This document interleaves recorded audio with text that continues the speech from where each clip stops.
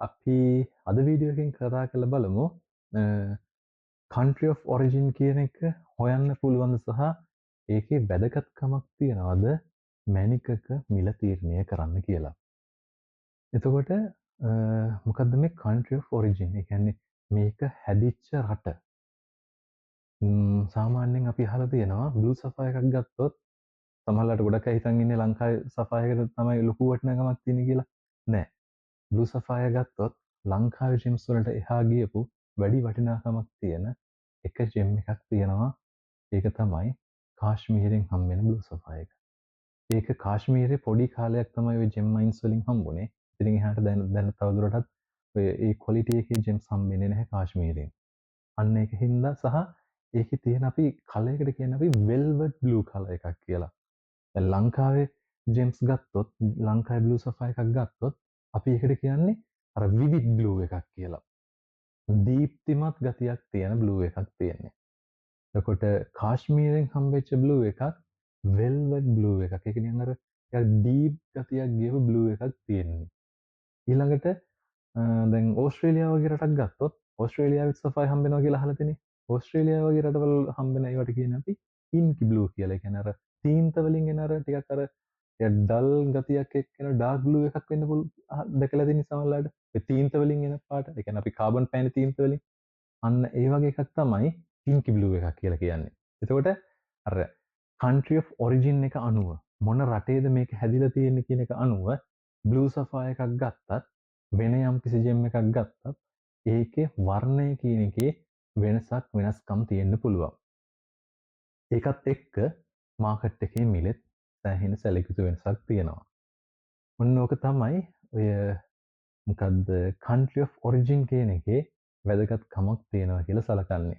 දැන් උදාහරණයක් විදිහට ගත්තොත් අර දැන් ඩුබායි වගේ රටක ගත්තොත් වාහනවල අර නම්බර් ප්ලේට් එකනේ කියන්නේ ඒ වාහනයක් කියන එක එයාලට ලොකු වටිනාකමක් නේ. කියන්නේ එයාලා ලොකු සල්ලි දෙන හින්දා එයාලා මේ මිලින් අධිකම වාහනයක් වුණත් එයාලට මිලදී ගන්න තියෙන හැකියාව වැඩි.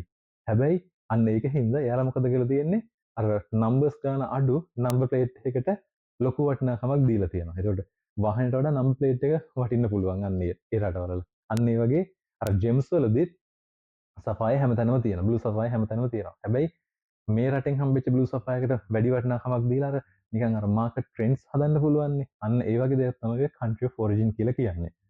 එතකොට මේ country of origin කියන එක ඇත්තටම අඳුර ගන්න පුළුවන්ද කියන එකත් කොහොමද කියලා බලන්න වෙනවනේ. ඇත්තම කිව්වොත් country of origin කියන එක හරියටම අඳුරගන්න හදපු මෙතඩ් එකක් කොහෙවත් තැනක නැහැ. හරියට ඩෙවලොප් කරපු මෙතඩ් එකක් නැහැ. ඒ කියන්නේ එකිනෙකට වෙනස් gem labs එකිනෙකට වෙනස් advanced techniques පාවිච්චි කරනවා. හැබැයි ඒවා ඔක්කොම direct methods නෙමෙයි indirect methods. ගොඩක් වෙලාවට පාවිච්චි කරන්නේ අර ඒ අපි කියනවානේ gem එකක් හැදෙනකොට පොළොව යටනේ හැදෙන්නේ. පොළොව යට එකිනෙකට වෙනස් conditions තමයි එකිනෙකට වෙනස් රටවල් වල තියෙන්නේ. එතකොට ඒ එකිනෙකට වෙනස් conditions හින්දා අපි කියනවා trace elements. අර අපි දැන් උදාහරණයක් ගත්තොත් සෆායි කියන එක සෆායි වල තියෙන ඇලුමිනියම් ඔක්සයිඩ්. ඒකේ කලර් එක ලබා දෙනවා ටයිටේනියම් සහ අයන් වලින්. හැබැයි ඊට අමතරව trace elements කියලා. ඒ කියන්නේ ප්‍රතිශතයක් විදිහට ගත්තොත් 100ට වඩා අඩු ප්‍රතිශතයක් තියෙන මූලද්‍රව්‍යත් මේක ඇතුලේ හිර වෙලා තියෙන්න පුළුවන්. අන්න ඒ මූලද්‍රව්‍ය ප්‍රතිශතයන් චෙක් කරලා බලනවා. ඒකත් එක්ක සමහර වෙලාවට මෙන්න මේ එලිමන්ට් එකේ මේ වගේ percentage එකක් තියෙනවා නම් ඒක මෙන්න මේ වගේ රටක තමයි හැදිලා තියෙන්නේ කියලා වගේ අදහසක් ගන්න පුළුවන්. හැබැයි මේ ඔක්කොම indirect method. හරියටම කියන්න පුළුවන් ඒවා නෙමෙයි. ඒක හින්දා තමයි ඔය මම මේ ෆොටෝ එක දාන්නම් බලන්න.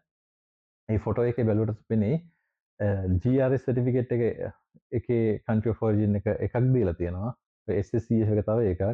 ඔන්න ඔය වගේ ඒ කියන්නේ ලෝකේ තියෙන reputed හොඳම labs කියලා සලකන ඒවායි ඔය country of origin හඳුනගන්න ගියාට පස්සේ ඔය වගේ පොඩි ප්‍රශ්න එන්න පුළුවන්. ඒක හින්දා ඔය country of origin එක අඳුරගන්න පුළුවන් නම් හරියට අඳුරගන්න පුළුවන් නම් ඒකට වෙනම value එකක් add වෙනවා. හැබැයි ප්‍රශ්නේ තියෙන්නේ ටිකක් country of origin එක අඳුරගන්න සමහර ලාට හරියටම බැරි අවස්ථාවල් එන්න පුළුවන් මේකෙදි.